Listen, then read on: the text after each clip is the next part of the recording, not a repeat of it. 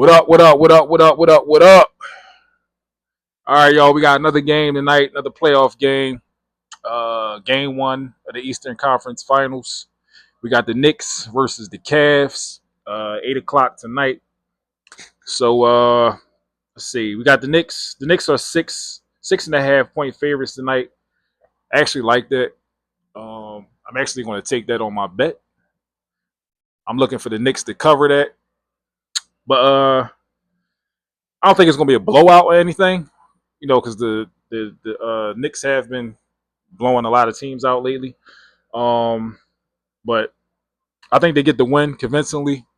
I think the Cavs will make it close for a little bit, and then I think the Knicks will just pull away in the fourth or something like that. But what can I say, man? It's a great time to be a Knicks fan. I'm not a Knicks fan at all. But I'm not even gonna hate, man. Y'all looking good right now, man.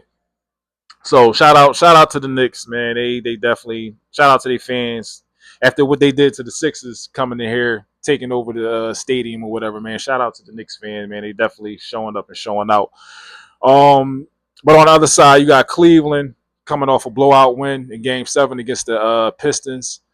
They completely dominated them, smoked them. They were smoking on that Detroit pack, you know. But you got the Knicks coming in to tonight with plenty of rest though. They had almost what about a week off, so they're well rested. They should have the energy. Um, they had a lot of rest after putting belt the ass to my Sixers, but we gonna leave that for another day. Um, to me, the Knicks are the fresher team, the hotter team, and quite frankly, the Knicks are the better team on paper and watching. The Knicks have the better team. And they've been on fire, man. You know what I mean? I don't know what the hell they've been eating, what got into them, but they is cooking. You hear me? They cooking out here. So we'll see, man. The city has been waiting more than 25 years for a championship, man. So they're hungry. So I expect them to come out like wild dogs. You heard? uh, it's just the energy they playing with right now, and you got Cleveland coming off of Game 7, even though it was a blowout, but you only getting a day's rest, and then you're going into a hostile environment in New York. You're gonna have all the fans, you're gonna have all the stars sitting front row and sitting in the crowd. You know what I mean? So we're gonna see what James Harden and Donovan Mitchell really made of right now. You know what I mean? Now Harden, he didn't. To be honest with you, he didn't have a good Game 7. If it wasn't for the Cleveland role players stepping up and showing out, we'd be on Harden's ass right now. No Diddy, because he didn't play good. If you look at his shooting numbers, it wasn't good. So with that being said, like I said, the Knicks fans are hungry. They just got that energy, man. They want to get back to the finals. They haven't been there since 1999, and they haven't won an actual championship since it's been 25 years. So, but I look for Brunson. I look for Jalen Brunson to keep dominating. He's the key to the engine for the Knicks. They go as far as he goes. He's the bus driver to that bus, man. He makes things happen. He's clutch. He's really starting to be one of my favorite point guards in this league, man. He's really that bull, man. He can play. He can definitely play, man. He knows how to control the pace of the game, and he does a lot for the Knicks, man. He is, like I said, he is the engine to that car, man. Now, with that being said, he has struggled this season against the Cavs when they played in the regular season. Was shooting 34%, but it's playoff time. It's crunch time, man. I'm not even worried about Brunson. I think he's going to keep dominating like he's been throughout the playoffs. But the one thing is, The Cavs do have size. They got some big guards and that can body up with them, but I don't think none of them can actually guard them 1-on-1. You know what I mean? So we'll see. The Knicks have dominated their opponents with 7 of their last 8 playoff wins coming by 29 points or more. That's fucking crazy. You hear me? That's fucking crazy. I don't remember the last time I seen a run like this where they just been dominating teams and having blowout games back to back to back to back.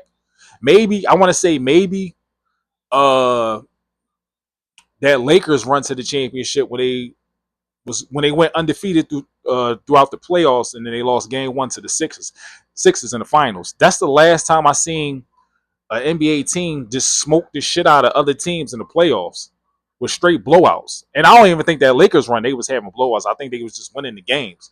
But the Knicks are blowing people out the water, man. It's crazy. So but key things to take away from this game, I'm looking for Carl Anthony Towns, stay your ass out of foul trouble. That's his problem. He gets too many fouls for me, man. Too many ticky tack fouls, and a lot of them be unnecessary. Like, bro, what is you doing? Keep your hands up, man. Keep them to the side. Move your feet. Now, I know you're a big man and all, pause, but chill out on the fouls, man. You chill out on the fouls, you stay on the floor. You know what I mean? So, he doesn't now. There is no Embiid, no Joel Embiid to worry about in this series. So that should help him, but don't get it fucked up. Mobley and Allen is not no slouch. They can play. Mobley can shoot the rock inside, outside. Now his rebounding is a little suspect. Some games he'll give you 10, and then some games he'll give you 4 or 3. You be like, what the fuck are you doing, bro? Like I'm assuming he's almost 7 foot or 7 foot. There's no way you shouldn't be having at least 8 to 10 rebounds a game. So, and Allen is just the ultimate hustle player. He gets the loose balls, pause. He gets the putbacks. You know what I mean? He gets the alley oops. He does it all for them, man. As you can see in that game 7, he was putting belt to ass on the Pistons. So we'll see about that. But back to Towns. His inside and his outside scoring is going to be crucial in this game, and also his passing. Now I give him that. Towns is a good passer. He can pass from the perimeter, so that's going to be crucial in this series because he is a playmaker, and that's why I say he got to stay out of foul trouble and stay on the floor because he is a playmaker. He doesn't have to score to affect the game. He could pass the rock and rebound. You know what I mean? So we'll see about that. One thing to keep an eye on is the Cavs also putting Towns and Brunson in pick and roll situations.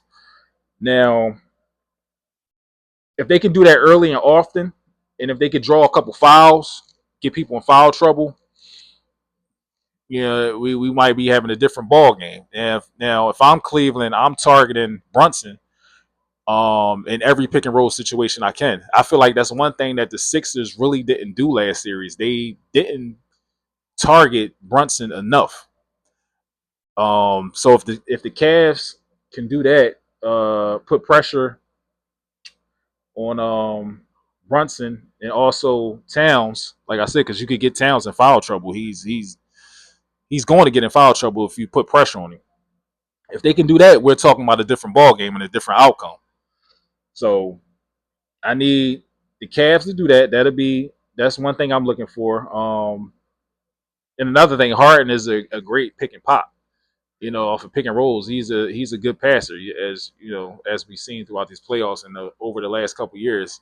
That pick and roll is deadly with Harden because he could pick when he pick and rolls, he can pass it, he can throw the oop, or he can hit the step back, 3 ball in your face, how you want it. So we'll see how the Knicks handle those, how they choose to defend those pick and roll actions and ball screens.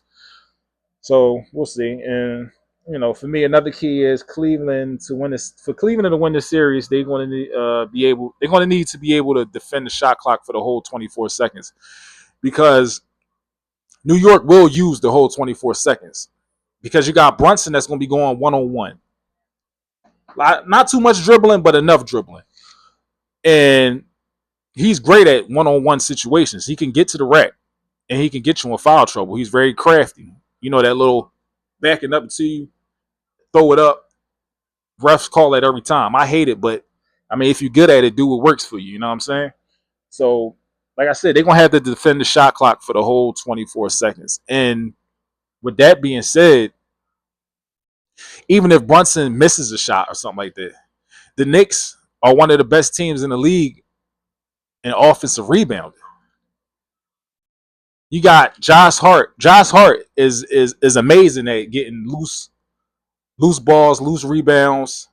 You got Towns, who averages over 10 rebounds a game, and you got Mitchell Robinson, who's a good defender, good rebounder.